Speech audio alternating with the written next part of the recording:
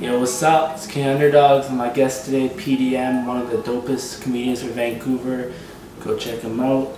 So I'm just gonna get straight to it, bro. How did you start doing all the stand-up comedy? Like, what made you start doing that stuff? Stand-up started with actually me working as a car salesman. There was another comedian that was there that I didn't know was a comedian at the time, and his name is Reza. And he was working with me and we were training each other, and like that whole dealership turned into like a gong show because we'd like take nice cars and pick up girls in them and like put dealer plates and mess around, crack jokes, mess around with clients but still sell. And so he just thought that I was pretty funny naturally. Found out that he's actually a comedian because we were at a Subway one day and some people took pictures with him. I'm like, who are you? And he's like, well, I'm a comedian. I'm like, well, that's awesome, man. I always wanted to do something like that. He's like, all right, I'll hit you up. He gave me a number for Laugh Lines Comedy Club, and then I called him up and I went there and did amateur, and then that was the first time I was on stage, and it was the most like trippiest moment, but it was a lot of fun. Stand-up is a whole different game than anything else, but it was pretty sweet, man. After that, it's just been going since then. It's more obvious that we're so deep into it, right? But when the girls come, it just looks like they're upset. It's like, what the fuck happened to you? Is it because I'm hairy? I don't know. Fuck. And when we guys come, it looks like we dropped an invisible's weight on our foot. It's just like...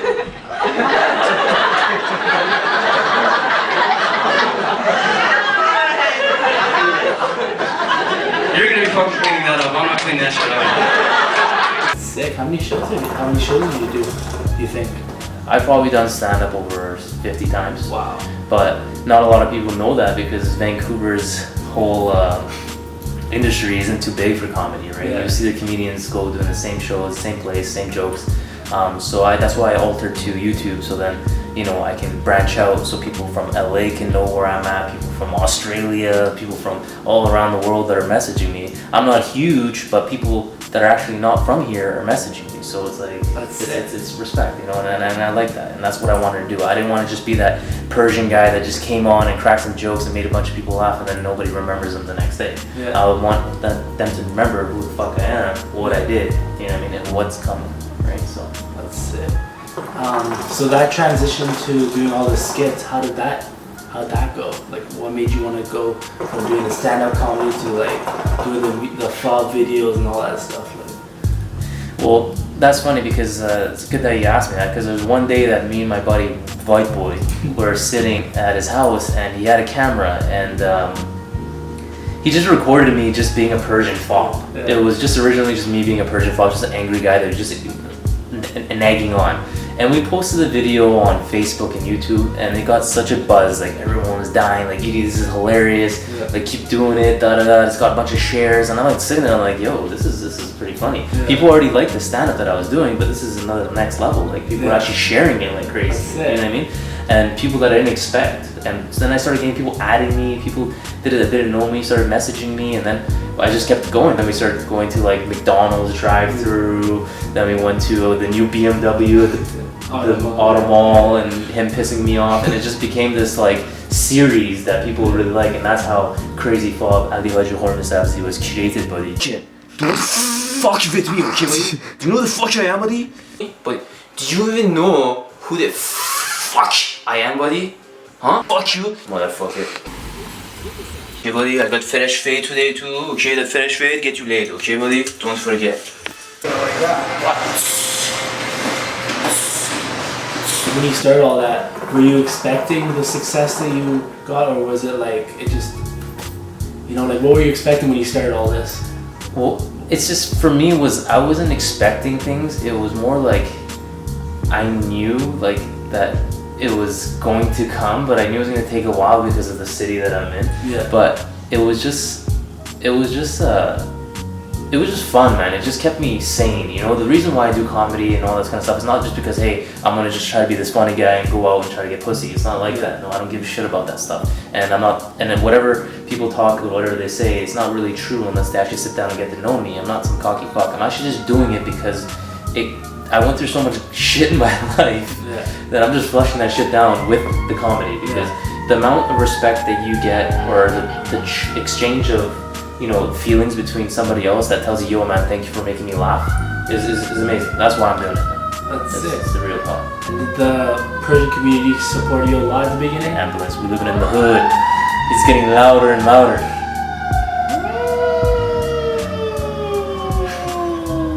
So did the Persian community, did they give you the support that you wanted, or like were they like iffy about it? They were maybe judgmental of the accent that you were doing?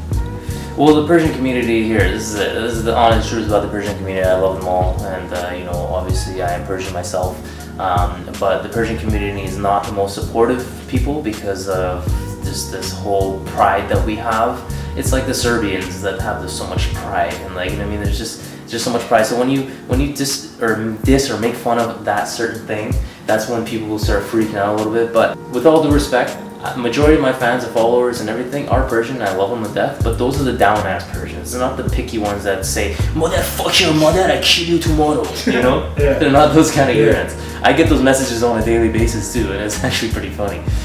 It's not what I'm trying to aim for. I'm not trying to be that Persian guy. I'm trying to be that guy that everyone can relate to and express my culture in a positive manner, so then we're not this hidden culture that nobody knows about. You know what I mean? We're pretty funny people. We might as well show it. Yeah. You know, that's who I am. Yeah. That's what I'm doing. That's it. Accent. Have you guys heard the Persian accent? Seriously, have you guys heard it? Come here. Hey, how are you? My name is Petty. Thank you. You know, when we say like thank you, but it sounds so harming to white people because it sounds like we're gonna say thank them. You know? It's like thank you. You've been doing a lot these videos a lot. When did you start like the skits originally? The skit started with a few years ago, about 5 years ago now. Wow. But then I started with that music video that really got it going. You can find me. My buddies at the Lukias are smoking. You know what I mean? Yeah. No head rush and all that. Yeah. So that music video really started going boom, and that's when everybody like got the ripple effect where I live. Like it started with just like this area, and then it just blew out that way. You know what I mean? Like it was like a wave of sharing and networking and new people and new fans and new supporters as soon as that video went out. It got like 30,000 views within like a week. And that was a lot for me because I started with like maybe like 200 views, 500 views on a video, right? And as soon as that blew out, then Ali came into the place, and then went from there, man. I smoked a hookah with 3 hoses, one for me, the rest for my hoses. I drive my parents' BMW, so who the fuck are you? What's coming up for you next? Like what do you got in the works? Well, in the works right now this summer, I'm gonna go pretty hard. Unfortunately, my camera guy Carl has broke his leg, but you know, he's a very important role in this whole thing, right? Yeah, so, sure. and I'm hoping he recovers quick. But my next moves are just to keep moving, make myself a brand. You know, make people that don't know me find me, but also not just because of my own selfish needs, it's for their own needs too. Yeah. That's why I created Respect Plus, because I want people to understand that respect value has gone downhill, right? So respect is being tossed around like a word that doesn't mean anything. So with Respect Plus, it's you and then it's me, it's a unity. So I want people to laugh about things that I crack jokes. But if you're smart and you actually realize and pay attention to all my videos, there's a lot of truth in my videos, and I hint it out in a comical manner. So my future plans is to keep doing it. It's something I love doing. There's nothing that's going to stop me from not doing it. I'm going to keep doing it till my dick doesn't work. And for those that are hoping for me to stop soon, buddy, wait in line. There's still Viagra too, so there's a lot of ways to go. To my haters, in your face. If you weren't a comedian, what would you be? You think? What would I have been if I wasn't a comedian? Yeah. I started, it's really funny, in grade like 6 or 7 until 8 till 9, I was actually a rapper. I was rapping, like my poetry that's why I graduated, is because of my poetry. I really liked it. If anything, if there was something I would have liked to do, it would have been that, but obviously it's not the right thing for me right now, but something like that, man. Thing that gets me known. Like I'm addicted to this. Like I'm addicted to the whole cameras, I'm addicted to the editing, I'm addicted to the reactions, the whole transactions between other people that I've never met and all this kind of stuff. Like I'm addicted to it. It's an addiction and I love it. And so anything that would have got me to the position that I am right now, even if it wasn't comedy, I would have liked that. Yeah, that's it. Yeah. But comedy is the hardest thing to do. You know what I mean? To make motherfuckers laugh ain't easy, man. It's hard, man. It's hard shit. Like it's pretty hard. So I chose the hardest thing, so this will likely open easier things for me in the future, for sure. And we Persians, we're hairy people. I'm not gonna lie, we're hairy. We're just really good at hiding, okay? If I lift up my jeans at fucking forest, you guys go in there and get lost. I swear to God. Get to my crotch area, it's fucking jungle. It's like Avatar. There's a big tree with a whole bunch of life around it. Sick! Are you gonna be working with any artists to like maybe collab on some videos? Because I know you did Angry Serbian for a bit.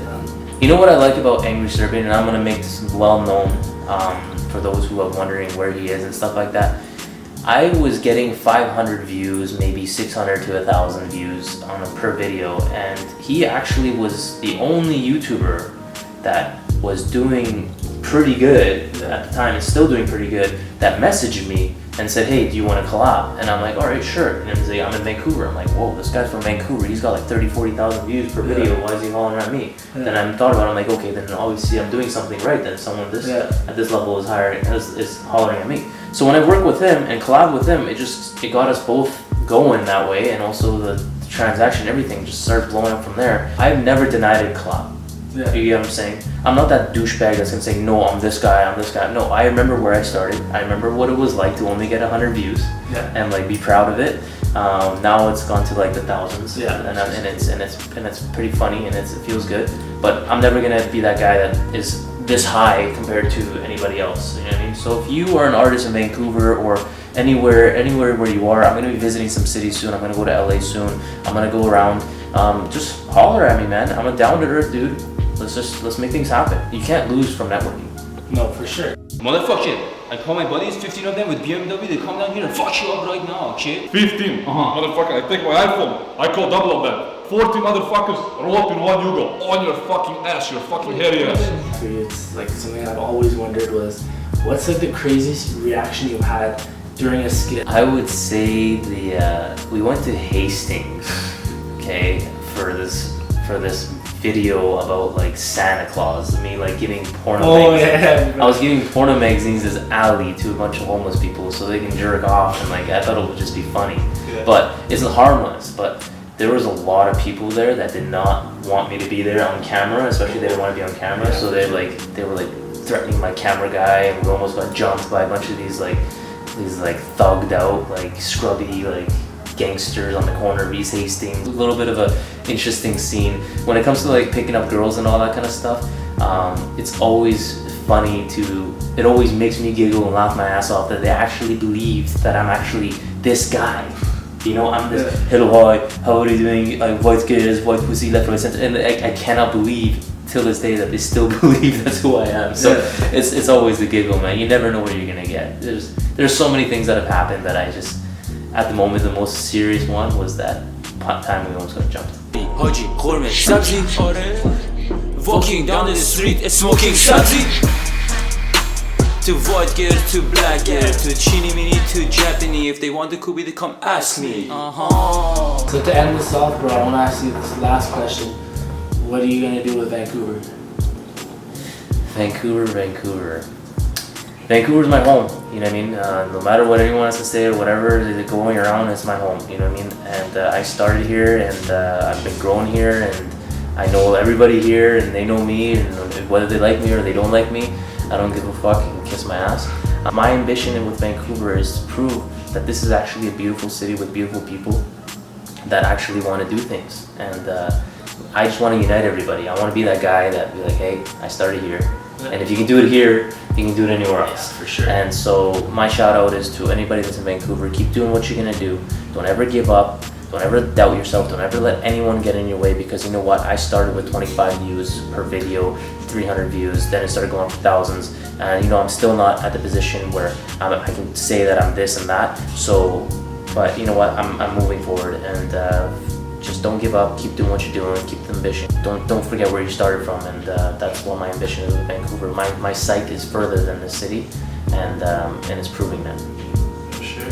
Thank you so much for doing this, bro. Alright, respect. Yeah, respect plus. Yeah, respect plus. Out. He's done a couple spots at Yuck Yucks, killed it. He's still pretty new, but he's doing really well. Here comes PDM.